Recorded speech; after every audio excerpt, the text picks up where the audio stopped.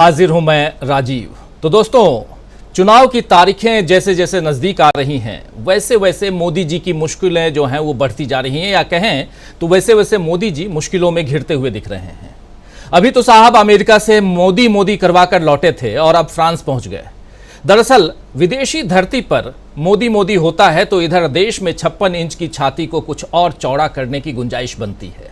भक्तगणों की भक्ति बढ़ाने में कुछ और मदद मिलती है और इसी भक्ति या कहें कि अंधभक्ति के सहारे चुनाव की नैया भी पार होती है। लेकिन अभी हालात बदले हुए नजर आ रहे हैं।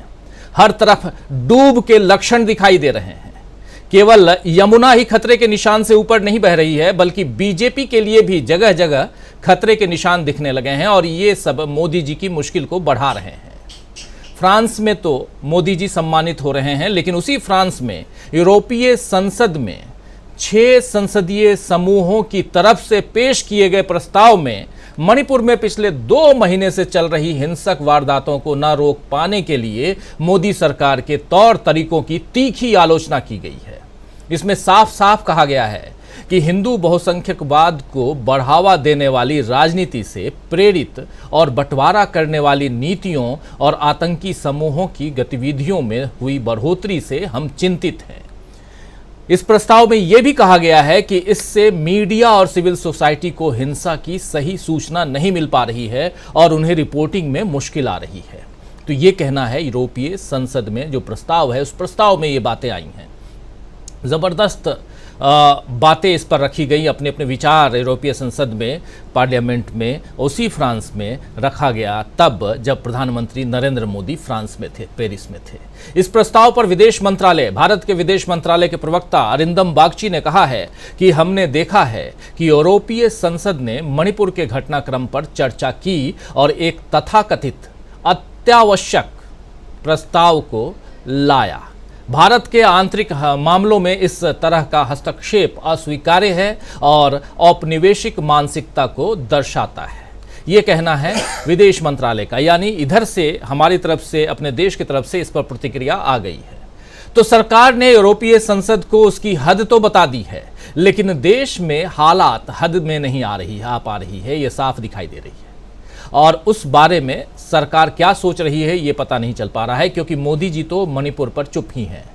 इधर मणिपुर के हालात का असर मिजोरम पर भी पड़ता हुआ दिख रहा है। मिजोरम बीजेपी के उपाध्यक्ष आर बनराम चुआंगा ने कल मणिपुर में हिंसा को लेकर के इस्तीफा दे दिया है। बीजेपी के अध्यक्ष ने मणिपुर में हिंसा को लेकर के मिजोरम के बीजेपी अध्यक्ष ने इस्तीफा दे दिया है। आप समझ सकते हैं, छोटी मोटी बात नहीं है। और उन्होंने कहा है कि मणिपुर में चर्चों के, यानी चर्च के बड़े पैमाने पर विध्वंस के विरोध में यह हमारा इस्तीफा है। और उन्होंने यह भी आरोप लगाया है कि यह राज्य और केंद्र के अधिकारियों द्वारा समर्थन से किया जा रहा है। केंद्र के अधिकारी यानी केंद्र, और केंद्र यानी उनकी सरकार केंद्र में। तो क्या केंद्र की सरकार, जो बीजेपी सरकार है, वो मणिपुर में जो कुछ कर रही है और उस बारे में मिजोरम के बीजेपी के अध्यक्ष अगर ये बात कह रहे हैं तो छोटी मोटी बात नहीं हो सकती और वो इस्तीफा दे रहे हैं। इधर बाढ़ के कारण तबाही झेल रहे हरियाणा में आम लोग जो हैं अब सरकार से खुलकर नाराजगी दिखा रहे हैं। बुधवार को जेजेपी विधायक ईश्वर सिंह को थप्पड़ जड़ने के बाद बाढ़ से हुई तबाही झेल रहे लोगों का गुस्सा कुरुक्षेत्र में बीजेपी सांसद नायब सैनी पर फूट पड़ा। लोगों ने सांसद के खिलाफ मुर्दाबाद के नारे लगाते हुए कहा कि जब हालात बिगड़ जाते हैं तो राजनीति करने आते हो।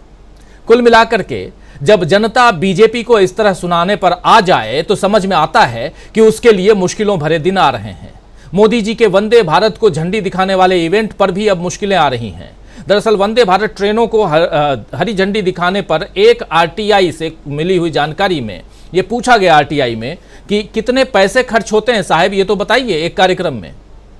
तो रेलवे में इस कार्यक्रम के, इस जानकारी के मुताबिक ये बताया गया है कि रेलवे में देश के अलग अलग हिस्सों में ऐसे ही 4 कार्यक्रमों पर 5 करोड़ 60 लाख रुपए खर्च कर दिए गए। 4 कार्यक्रम। करना क्या था? मोदी जी को हरी झंडी दिखानी थी, लेकिन खर्चे कितने हुए? 5 करोड़ 60 लाख रुपए। इस पर कांग्रेस अध्यक्ष मल्लिकार्जुन खड़गे ने बीजेपी को घेरा है और उन्होंने कहा है कि प्रधानमंत्री मोदी जिस तरह आम लोगों का पैसा वंदे भारत ट्रेनों को हरी झंडी दिखाने के कार्यक्रमों पर खर्च कर रहे हैं वो शर्मनाक है। तो दोस्तों मतलब साफ है कि सरकार से न सत्ता संभल पा रही है न शासन, और अब तो ऐसा लग रहा है कि जिस तरह जोड़ तोड़ करके दूसरे दलों के नेताओं को अपने पाले में ला रहे हैं वो भी नहीं संभल पा रहे हैं। ऐसा क्यों कह रहा हूं? इसलिए कह रहा हूं क्योंकि अभी अभी आपने महाराष्ट्र का हाल देखा। महाराष्ट्र में एनसीपी में तोड़फोड़ की गई और एनसीपी से ही अजीत पवार को लाया गया, उनके साथ साथ 8 और नेता आए, मंत्री बन गए, यानी टोटल 9 बने मंत्री। अजीत पवार कह रहे थे मुझे वित्त मंत्रालय चाहिए, अब अजीत पवार वित्त मंत्रालय लेने में कामयाब हो गए हैं। इसका मतलब यह है कि शिंदे गुट में नाराजगी बढ़ेगी और इसका असर बीजेपी पर पड़ेगा। बीजेपी से चुनाव भी नहीं संभल पा रहे हैं दोस्तों। हर चुनावी राज्य में कांग्रेस बीजेपी से 2 कदम बढ़कर रणनीति बनाती हुई दिखाई दे रही है। कहीं पदयात्रा हो रही है, कहीं घोटालों का पर्दाफाश हो रहा है। कुल मिलाकर दिख रहा है कि बीजेपी से देश, राज्य, सत्ता, सरकार कुछ भी नहीं संभलते बन रहा है।